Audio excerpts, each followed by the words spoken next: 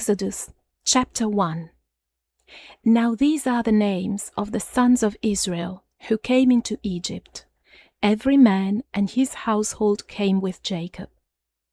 Reuben, Simeon, Levi, and Judah. Issachar, Zebulun, and Benjamin. Dan, and Naphtali. Gad, and Asher. All the souls who came out of Jacob's body were 70 souls, and Joseph was in Egypt already. Joseph died, as did all his brothers, and all that generation. The children of Israel were fruitful, and increased abundantly, and multiplied, and grew exceedingly mighty, and the land was filled with them. Now there arose a new king over Egypt, who didn't know Joseph.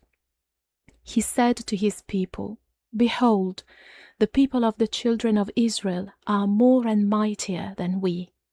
Come, let's deal wisely with them, lest they multiply. And it happen that when any war breaks out, they also join themselves to our enemies and fight against us, and escape out of the land. Therefore they set taskmasters over them, to afflict them with their burdens. They built storage cities for Pharaoh, Pithom and Ramses. But the more they afflicted them, the more they multiplied, and the more they spread out. They started to dread the children of Israel. The Egyptians ruthlessly made the children of Israel serve, and they made their lives bitter with hard service in mortar and in brick, and in all kinds of service in the field, all their service, in which they ruthlessly made them serve. The king of Egypt spoke to the Hebrew midwives, of whom the name of the one was Shiphrah, and the name of the other Puah.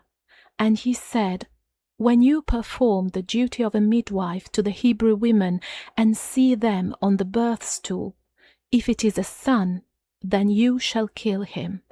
But if it is a daughter, then she shall live. But the midwives feared God, and didn't do what the king of Egypt commanded them, but saved the baby boys alive. The king of Egypt called for the midwives and said to them, Why have you done this thing and saved the boys alive? The midwives said to Pharaoh, Because the Hebrew women aren't like the Egyptian women, for they are vigorous and give birth before the midwife comes to them.